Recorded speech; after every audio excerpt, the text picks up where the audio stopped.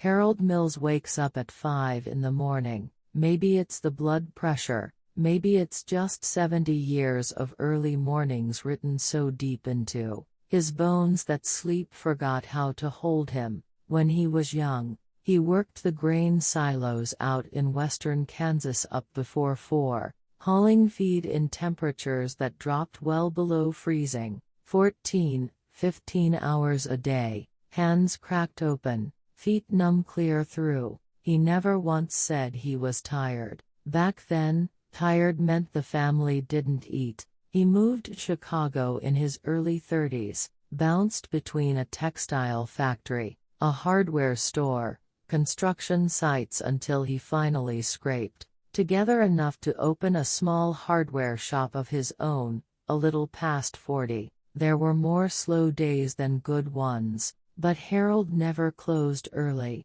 You close up, they don't come back, he'd say. Trust is built one open door at a time. His wife Dorothy remembers those years like this. Every morning Harold left before the sun came up. I was already in the kitchen, had to pack his lunch, get the kids ready for school. The day just started whether I wanted it to or not. I don't think I ever knew what a day off felt like. Not really. Dorothy sold produce at the local farmer's market, rain or shine, dead of winter when her fingers went stiff. 2 kids to raise while doing it. One of them lives in Ohio now, working insurance. The other's out in Arizona, running a small landscaping business. They visit on holidays, call to check in during the week. The grandkids' photos come in over text. Harold and Dorothy save every single one.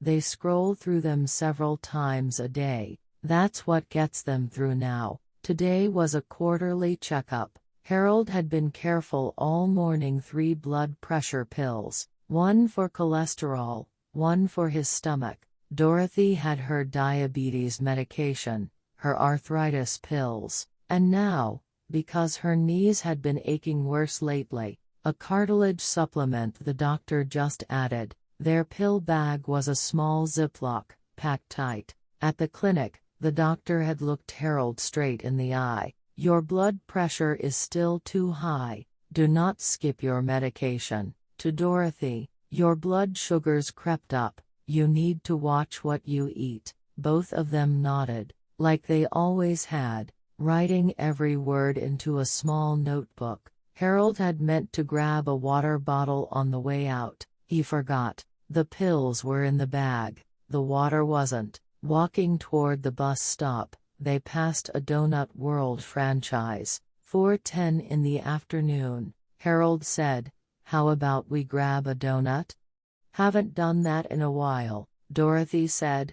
"Let's get a coffee too." That was their way. They never said the real reason out loud. 48 years had taught them that. The door swung open and a wave of warm vanilla and coffee hit them. 2 donuts, 1 hot coffee, $12.50. Harold smiled as he paid. "Bought coffee, so I'm sure a little water's fine." Dorothy smiled back. A small outing like this was the highlight of their whole week. They sat by the window, quietly picking at their donuts. Too sweet, Harold thought, but he didn't say it. Dorothy seemed to like them. Then Dorothy reached into her purse and pulled out the Ziploc bag. Harold said quietly, "Why don't you ask them for a little water?" Dorothy got up slowly. Her joints made standing a whole process now. She made her way carefully to the counter.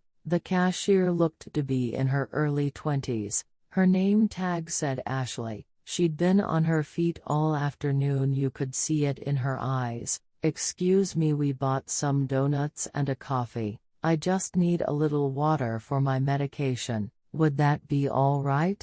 Ashley's expression shifted, just for a moment, but Dorothy caught it. "I'm sorry, ma'am. Water is a separate purchase here. Store policy doesn't allow us to give it out for free. Just a little tap water. I can't swallow my pills dry. At my age, I understand, and I'm really sorry." But if I make an exception for one person, others will ask too, and I'll be in trouble. Dorothy's voice cracked a little. It's just tap water. We bought coffee. We're sitting here as paying customers, and I can't get one sip of water? Ashley's eyes wavered, but she shook her head. That's when footsteps came from the back. The manager walked out, mid-30s, broad-shouldered, arms folded. He read the situation in one glance and kept his voice low and flat. Ma'am, this is a corporate franchise.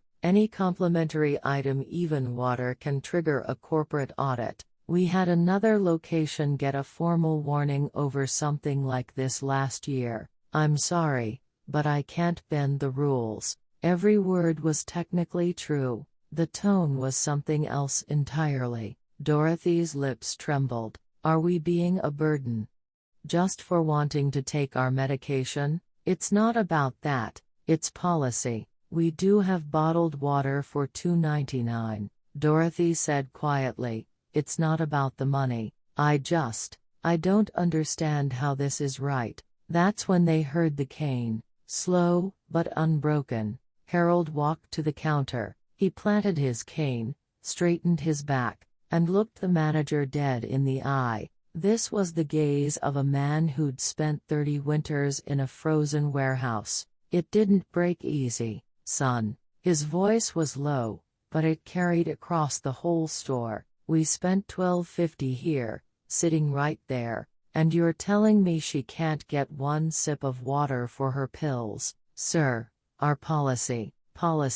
Harold said the word slowly, like he was turning it over in his mouth. I've been alive 70 years, and for 70 years, when someone walked through your door, you gave them a glass of water first thing. Didn't matter if it was a diner, a gas station, a hole-in-the-wall shop. That's just what decent people did. Now you're telling me your policy comes before people. The manager raised his voice. Sir, I have staff to support and corporate to answer to. If you make this personal, I can't help you. Rules exist everywhere. Making it personal? Harold's eyes changed. Dorothy had seen that look before. Not many times, but she knew it well. My wife cannot take her medication. That's not personal. That's a fact. If it were your mother sitting there needing water for her pills, would you point at the rule book and walk away?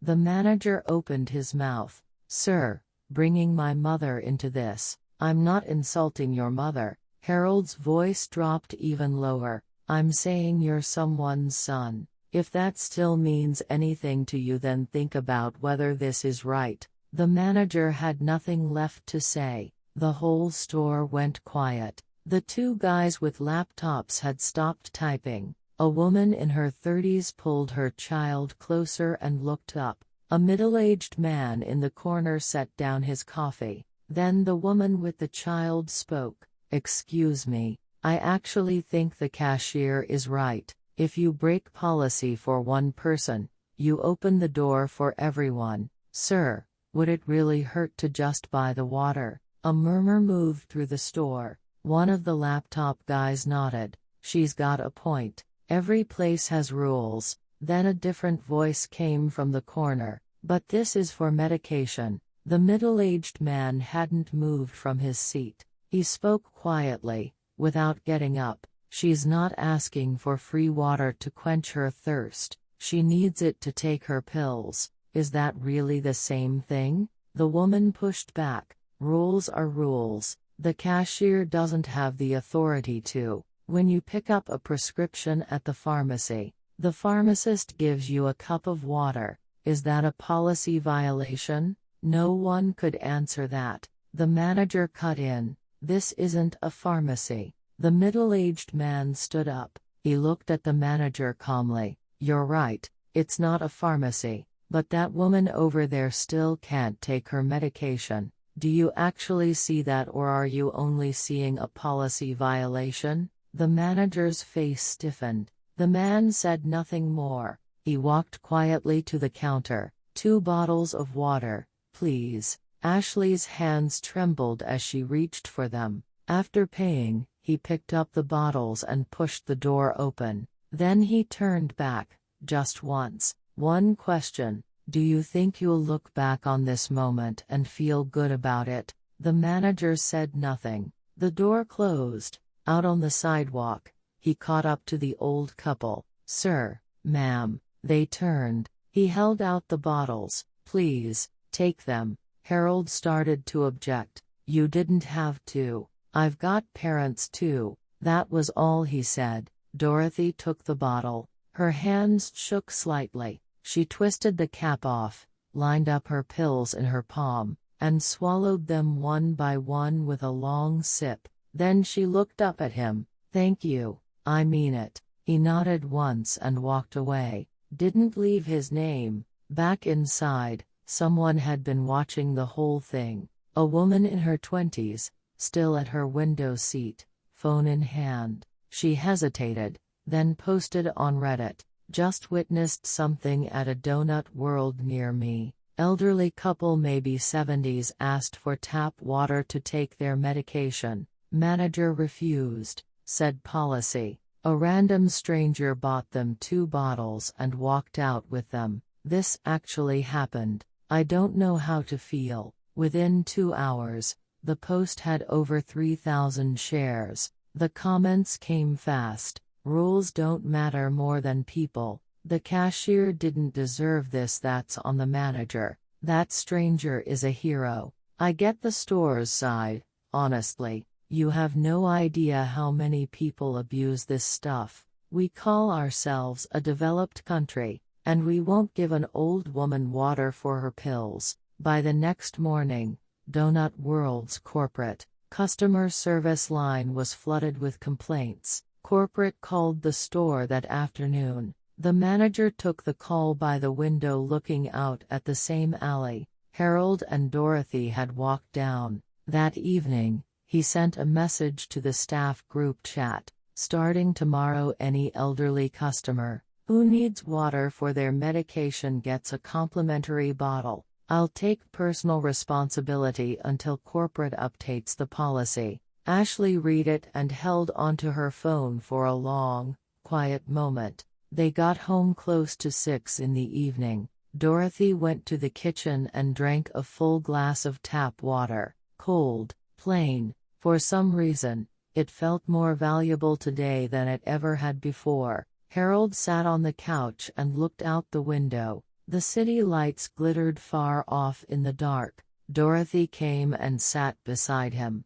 Harold asked, "Don't you think we were wrong? Should we have just bought the water?" She didn't answer right away. Then, "I keep thinking about that girl's eyes, Ashley." She was sorry, but she had no choice. You could see it. She was struggling, just like us. Harold said nothing for a long moment. "You know what, Harold? That man, the one who bought the water, I don't even know his name." "Neither do I. But that's what made it better. You don't need a name for that. You just need to be a person. Just a person." Harold nodded, slowly. They sat side by side, looking out at the lights. No words between them. When you've lived with someone for 48 years, silence is a conversation too. "Let me tell you what happened that day one more time." Harold Mills paid $12.50, and he could not get a single glass of water.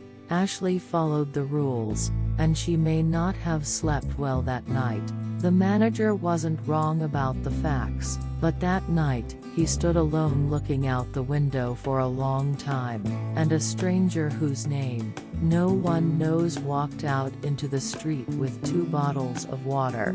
Nobody asked him to. We face moments like this all the time, between the rule and the person, between the principle and the warmth. Do I step in or do I look away?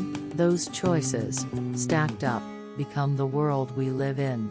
A cold world and a warm world. Both come from the same place, each of us, in each of those moments. If you had been there that day, what would you have done? Are you on the side of the couple, the policy, Or are you the one who quietly gets up?